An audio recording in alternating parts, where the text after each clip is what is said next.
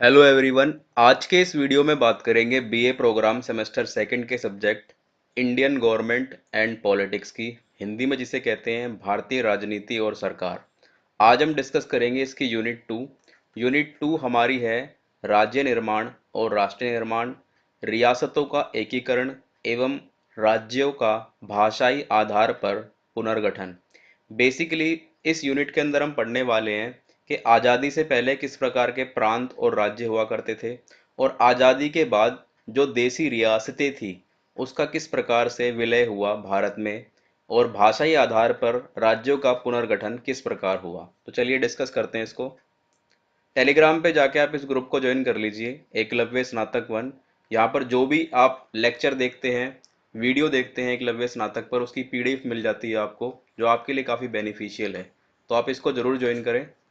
Insta पे आप मुझे फॉलो कर सकते हो, आपकी कोई भी क्वेरी है, कोई भी क्वेश्चन है तो आप मुझसे पूछ सकते हो, यूज़र नेम आपके सामने है।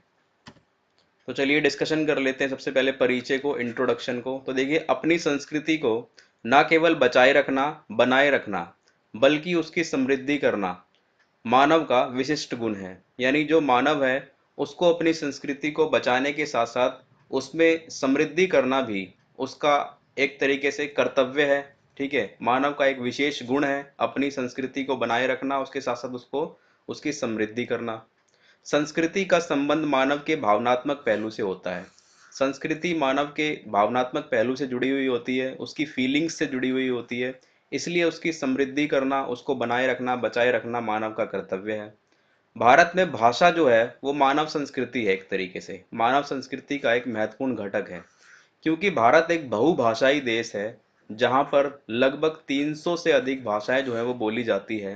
तो भाषा जो है वो कहीं ना कहीं मानव को भावनात्मक पहलू से पकड़े हुए है, भावनात्मक फीलिंग्स के साथ जो है भाषा जो है वो मानव के साथ है।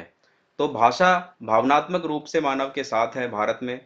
संस्कृति के प्रमुख घटक की अगर हम बात करें तो उसकी बोली, ठीक है, भाषा, रीति रिवाज, पहनावा, इतिहास आदि जो है वो संस्कृति के प्रमुख घटक होते हैं। तो वहीं हम बात करने वाले हैं भाषा के आधार पर जब राज्यों का गठन हुआ तो भाषा ने महत्वपूर्ण रोल जो है उस समय निभाया था। उसके आधार पर नए राज्यों की मांग और पुनर्गठन का जो लंबा इतिहास रहा है उसको हम डिस्कस करने वाले हैं। देखिए, स्वतंत्रता से पूर्व यानी आज़ादी से पहले जो है आधुनिक काल की शुरुआत जो हुई थी वो मुगल साम्राज्य के पतन के बाद हुई और अंग्रेजों के आने के बाद हुई। यानी जब मुगल साम्राज्य का पतन हो गया था तो उसके तुरंत बाद अंग्रेजों का शासन जो है वो भारत पर प्रारंभ हो गया था। भारत का वर्तमान स्वरूप ब्रिटिश सत्ता की साम्राज्यवादी नीति एवं प्रशासनिक सुविधा का परिणाम था। यानी भारत पर ब्रिटिश सत्ता जो है वो उस समय लागू हो गई थी, ब्रिटिश सत्ता ने राज करना स्टार्ट हो गया था। ब्रिटिश ब्रिटिश सत्ता की जो नीति थी वो थी साम्राज्यवादी की नीति और प्रशासनिक। ठीक है, ब्रिटिश काल में भारत का ब्रिटिश प्रांतों, भारतीय रजवाड़ों में विभाजन परिस्थिति का परिणाम था। 1857, देखिए जब भारत पर अंग्रेजों ने आधिपत्य कर लिया था तो उस समय भारत में विभिन्न देसी रियासतें थी, रजवाड़े थे। ठीक है, और भारत पर अंग्रेजों ने अपने हिसाब से राज किया था। पहले उन्होंने प्रांतों को बनाया, ठीक है, चार प्रेसिडेंसी के रूप में इन्होंने स्टार्ट किया था अपना प्रशासन। चार प्रेसिडेंसी बनाई थी, इसके बाद इन्होंने प्रशासन के आधार पर जो है प्रांतों को बनाया। और कोशिश अंग्रेजों की ये थी कि जितने ज्यादा हो सके रजवाड़ों को जो है वो अपने अधीन कर लिया जाए।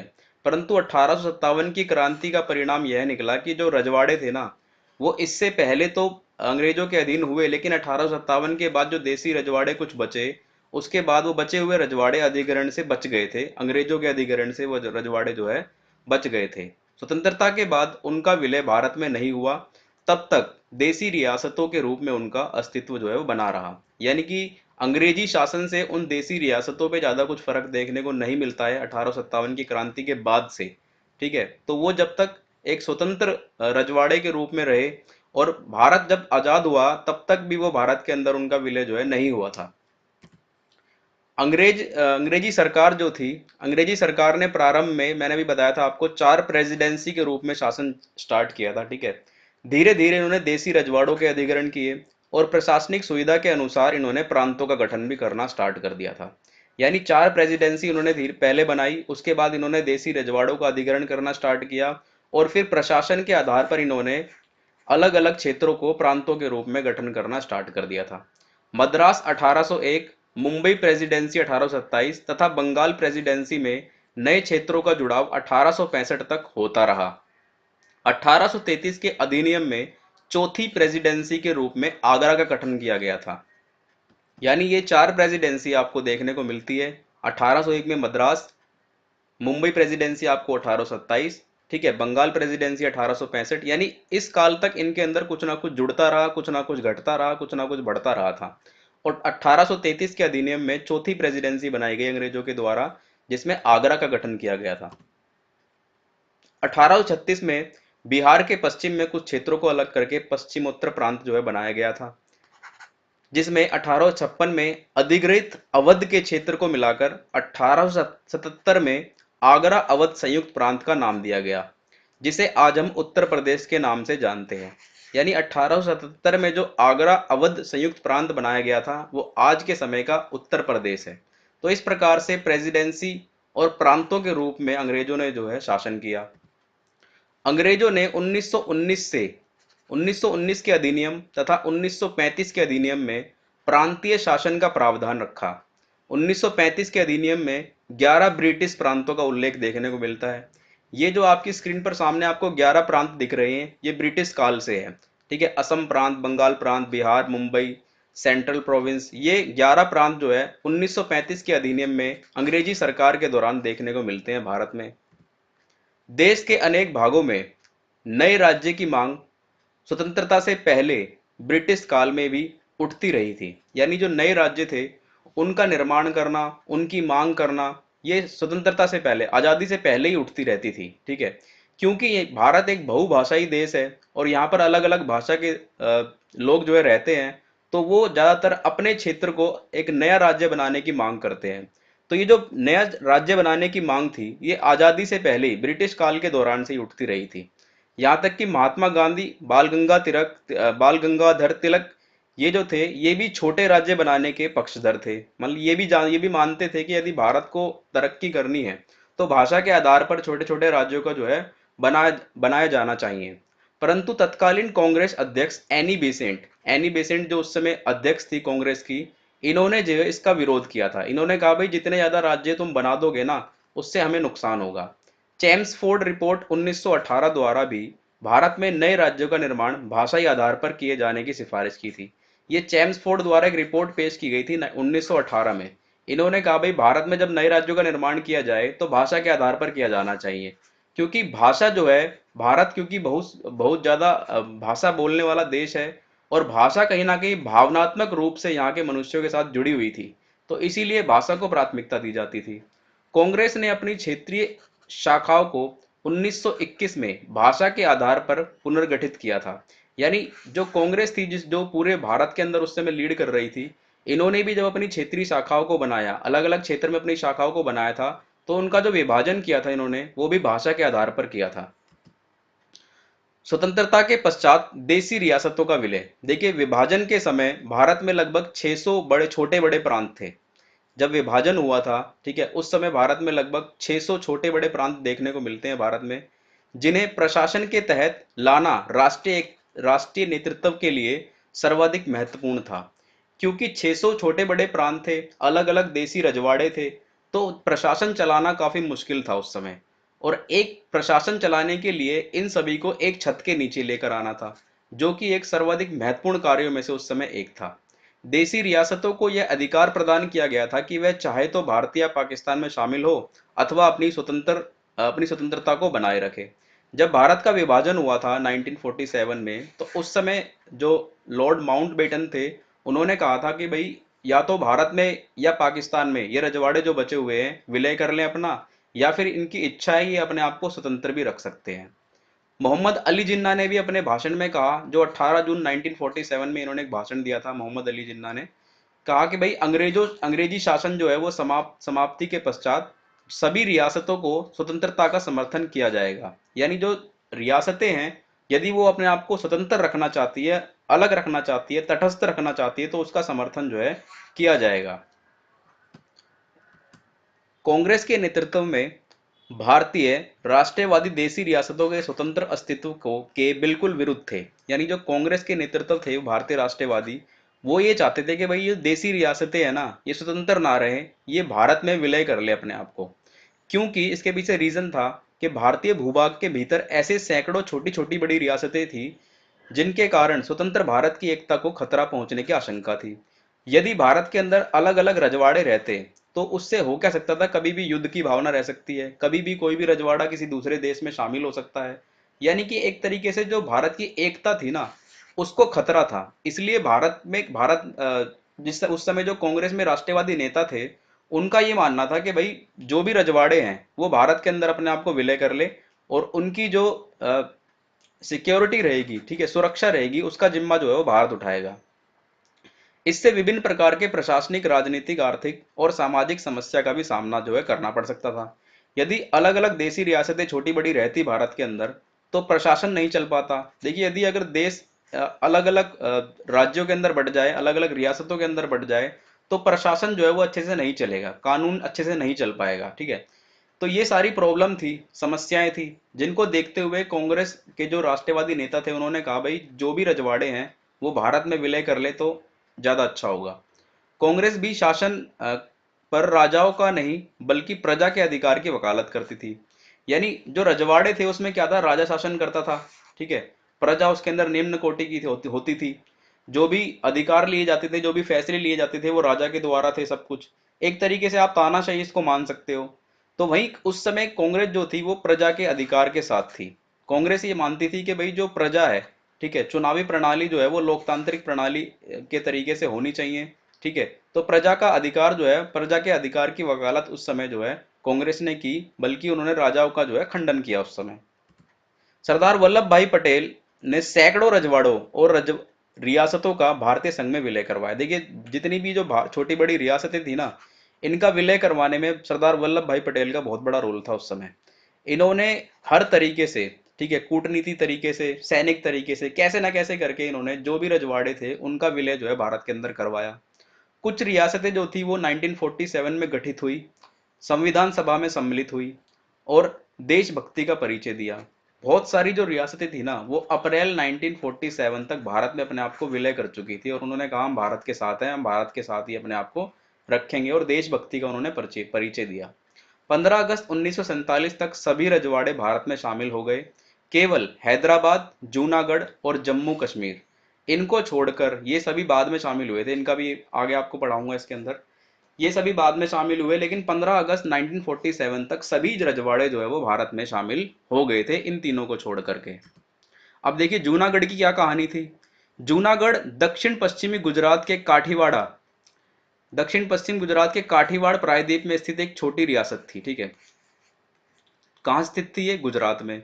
इनका ये मानना था, इसका जो शासक था वो एक मुस्लिम शासक था, जबकि यहाँ की जो प्रजा थी वो अधिकांश कौन सी थी? वो हिंदू प्रजा थी।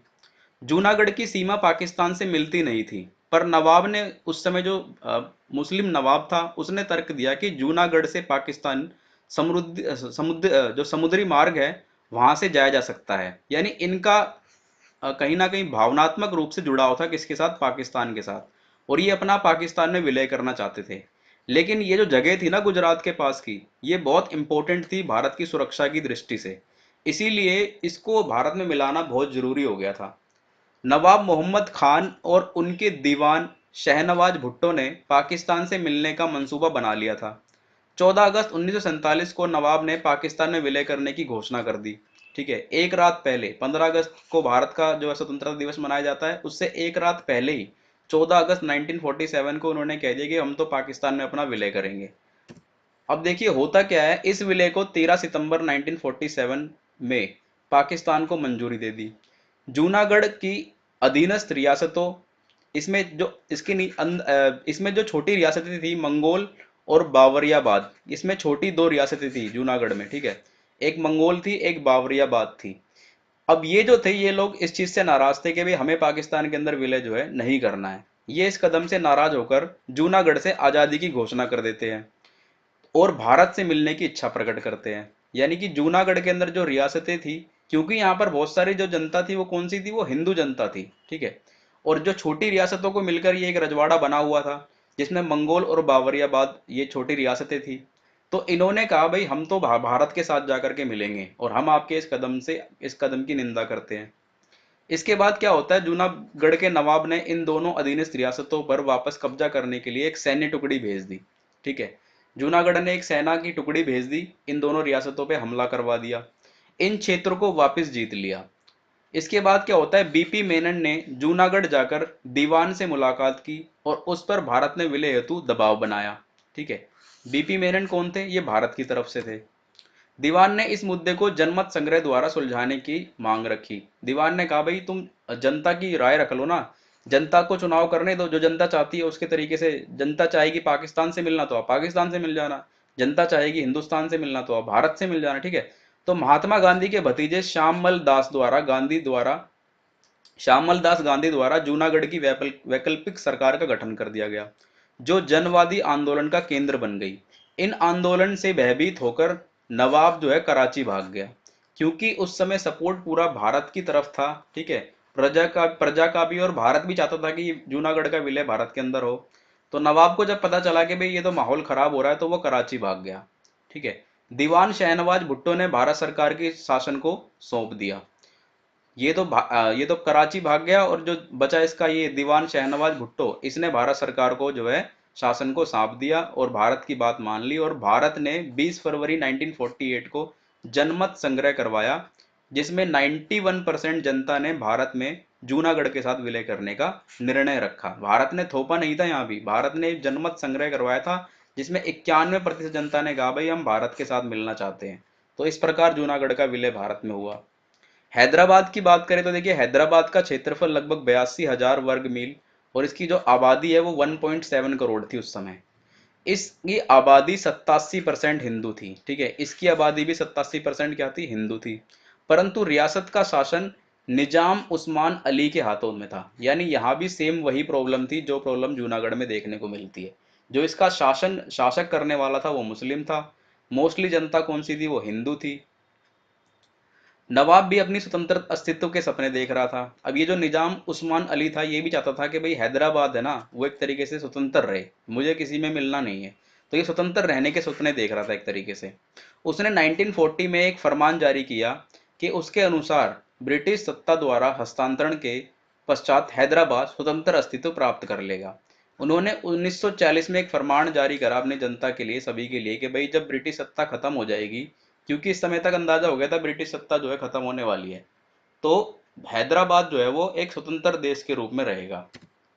भारत को यह स्पष्ट मत था कि हैदराबाद उत्तर एवं दक्षिण के बीच महत्वपूर्ण संपर्क क्षेत्र के रूप में उपस्थित है। हैदराबाद जो था वो दक्षिण और उत्तर को एक तरीके से जोड़ने वाला था। ठीक है, और यहाँ ये सुरक्षा की दृष्टि से ना ये बहुत जरूरी था, जिसके कारण स्वतंत्र क्षेत्र होने पर विदेशी प्रभाव में आकर भारत की शांति एवं सुरक्षा के लिए गंभीर खतरा जो है वो उत्पन्न हो सकता था।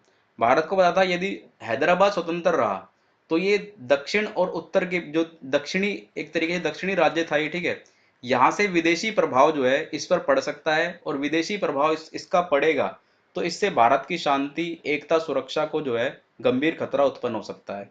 निजाम को विलय के लिए तैयार करने के लिए माउंटबेटन ने प्रयास किए, लेकिन वो असफल हो गए।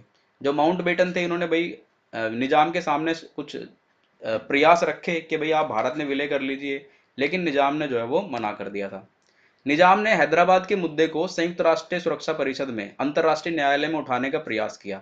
यानी कि इस मुद्दे को इन्होंने इंटरनेशनल करने की कोशिश की, अंतर्राष्ट्रीयकरण करने का प्रयास किया इस मुद्दे का निजाम ने। 13 दिसंबर 1948 को ऑपरेशन पोलो किया गया हैदराबाद के विरुद्ध जो है भारत के द्वारा। ठीक है, हैदराबाद में भारतीय सेना को भेज दिया गया ताकि वे बिगड़ती कानून व्यवस्था को संभाल सके, और नवंबर 1948 में भारतीय संघ में हैदराबाद का विलय हो जाता है। ठीक है, भारतीय संघ इस विलय को स्वीकार जो है कर लेती है। वहीं बात करते हैं कश्मीर की, तो कश्मीर तो आज तक भी एक मुद्दा बना हुआ है। ठीक है, 8,04,741 वर्ग मील क्षेत्रफल में फैला कश्मीर 40 लाख जनसंख्या वाली एक महत्वपूर्ण रियासत थी उस समय। इस रियासत के जो राजा थे वो कौन थे, हरि सिंह। ये हिंदू राजा थे, जबकि यहाँ पर जनसंख्या लगभग 3/4 जो थी वो मुस्लिम थी।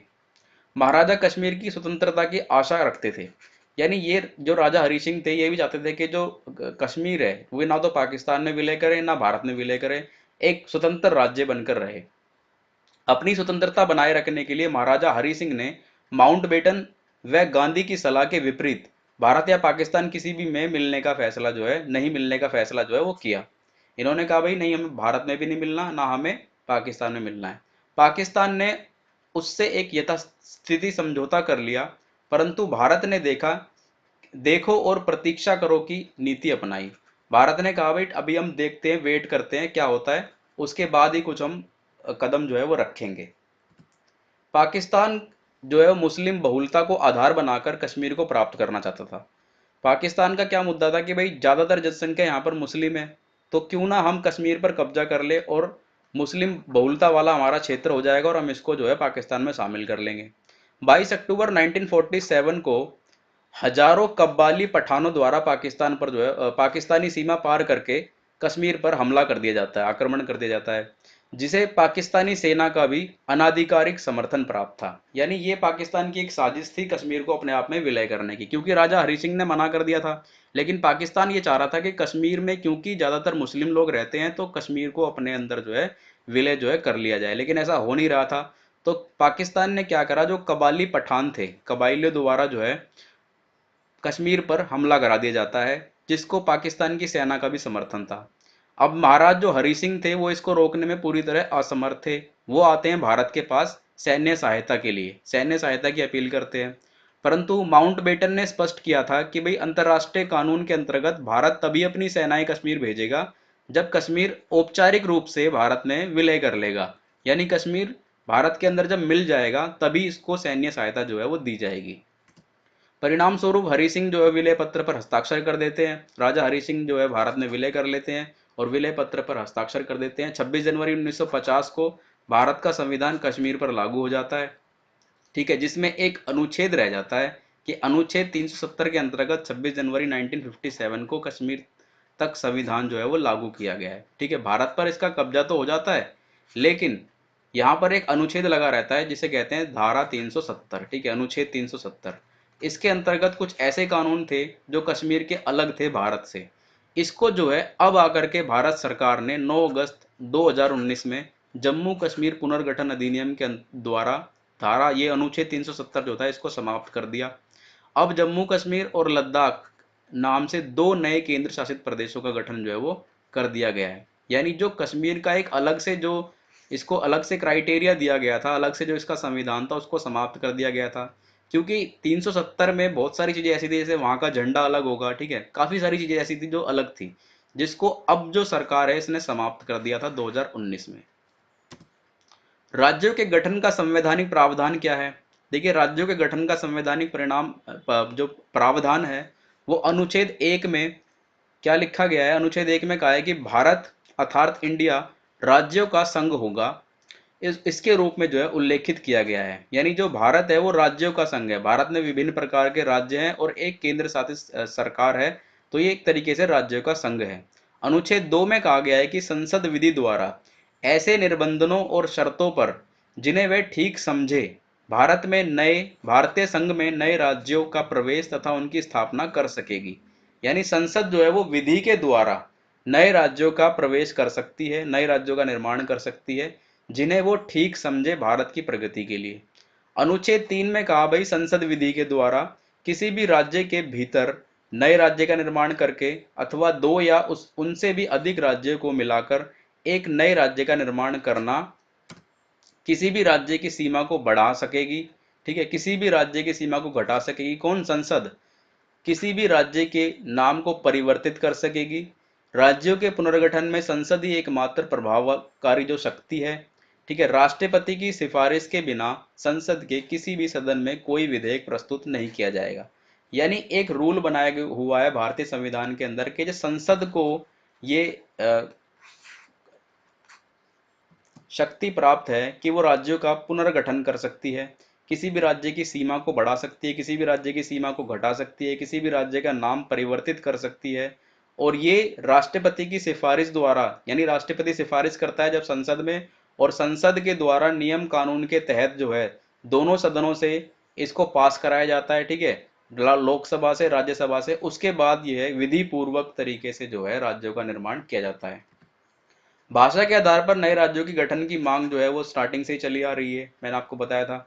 ठीक है, भारत एक बहुभाषाई देश है, यहाँ पर विभिन्न प्रकार की भाषाएं बोली जाती है। 2011 में जनगणना कराई गई थी, सेंसेक्स कराया गया था। ठीक है, उसमें लगभग 600 भाषाओं की जनगणना की गई थी। ठीक है, 600 भाषा की गणना हुई भारत में, जिसमें से 300 से अधिक भाषाएं सामान्यतः प्रचलन में है आज भी। यानी 300 से अधिक भाषा आज भी प्रचलन में है भारत के अंदर।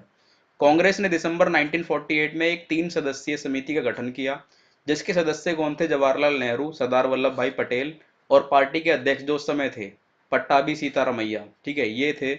एक समिति का गठन किया गया था कांग्रेस के द्वारा 1948 में। इस समिति ने भाषाई आधार पर नए राज्यों के पुनर्गठन के मुद्दों को सरकार के साथ साथ संविधान सभा में भी उठाया।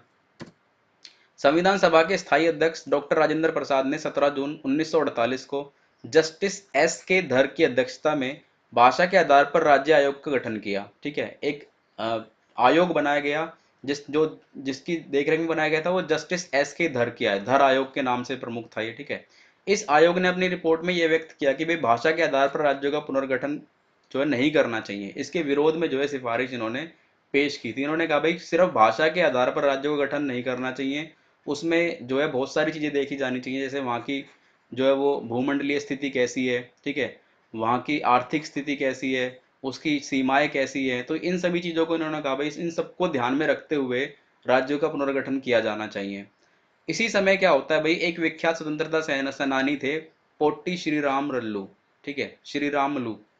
इन्होंने 19 अक्टूबर 1952 को, उस समय क्या था, आंध्र प्रदेश का गठन कराने के लिए भाषा के आधार पर आंध्र प्रदेश का एक अलग राज्य बनाने के लिए जोर दिया जा रहा था। तो इन्होंने एक आमरण अनशन जो है स्टार्ट कर दिया था। और होता क्या है, अनशन के 56वें दिन 16 दिसंबर 1952 को उनकी मृत्यु हो जाती है। यानी 56 दिन तक इन्होंने अनशन किया और इस समय इनकी मृत्यु हो जाती है, जिससे पूरा मद्रास प्रांत जो था, ठीक है, तेलुगु भाषा सीमा में व्यापक हिंसा भड़क गई। वहां पर तेलुगु भाषा बोली जाने वाले लोग ज़्यादा रहते थे, मद्रास प्रांत था वो। तो वहां पर हिंसा भड़क गई इनकी मृत्यु के बाद। पूरे आंध्र में क्षेत्र में 3 दिनों तक लगातार प्रदर्शन जारी रहता है, हड़ताल जारी रहती है, हिंसा, पुलिस फायरिंग, ये सब कुछ, लोगों की मृत्यु, ये सब कुछ देखने को मिलता है। जिसके कारणवश क्या होता है भाई, केंद्र सरकार नए राज्य के रूप में गठन कर देती है, किसका? आंध्र प्रदेश का। और ये पहला राज्य था जो भाषा के आधार पर बनाया गया था। 1 अक्टूबर 1953 को नए राज्य आंध्र प्रदेश का गठन जो है वो कर दिया जाता है। और ये पहला पहला राज्य था जो भाषा के आधार पर जो है बनाया गया था। संसद ने नवंबर 1956 में राज्य पुनर्गठन अधिनियम पारित किया, जिसके अंतर्गत 6 संघ शासित प्रदेश यानी 6 केंद्र शासित प्रदेश बनाए गए थे और 14 राज्यों का निर्माण जो है वो किया गया था। 14 राज्य कौन से थे? आंध्र प्रदेश, असम, बिहार, मुंबई, जम्मू कश्मीर, केरल, ये सारे 14 राज्यों का निर्माण जो है वो उस समय किया गया था। 6 केंद्र शासित प्रदेश कौन से थे? अंडमान निकोबार द्वीप समूह, दिल्ली, हिमाचल प्रदेश, मणिपुर, त्रिपुरा, लक्षद्वीप, ये सभी थे। 1956 के पश्चात जो है 15 नए राज्यों का गठन किया गया। ठीक है, 56 के पश्चात 15 नए राज्य बनाए गए, जैसे 1968 में गुजरात बनाया गया। ठीक है, 1975 में सिक्किम बनाया गया, 1963 में नागालैंड बनाया गया, 1966 में हरियाणा, 71 में हिमाचल प्रदेश। तो इस प्रकार से 15 नए राज्य जो है बनाए गए। नए राज्यों के गठन की मांग की बात करें तो आज भी जो है वो नए राज्यों के गठन की मांग जो है वो उठती रहती है, जैसे हरित प्रदेश, कुग्र प्रदेश, मिथिलांचल, सौराष्ट्र। ठीक है, ये महाराष्ट्र में से निकलकर बनाने की बात चलती है। बुंदेलखंड, ये यूपी में से बनाने की बात चलती है। ठीक है, तुलुनाडु, कौशल राज्य, ग्रेटर कोची विहार, पूर्वांचल, मरु प्रदेश, विंध्य प्रदेश। तो आज भी जो है वो नए राज्यों को बनाने की मांग जो है वो उठती रहती है। और ज्यादातर जो नए राज्यों को बनाया जाता है वो उसका जो बेसिक आधार है वो ये देखा जाता है भाई भाषा के आधार पर राज्यों का पुनर्गठन, राज्यों का जो निर्माण है वो किया जाए। तो ये हमारी यूनिट 2 थी जो खत्म हो जाती है। वीडियो पसंद आई हो तो लाइक करें, कमेंट करें और शेयर करें। धन्यवाद।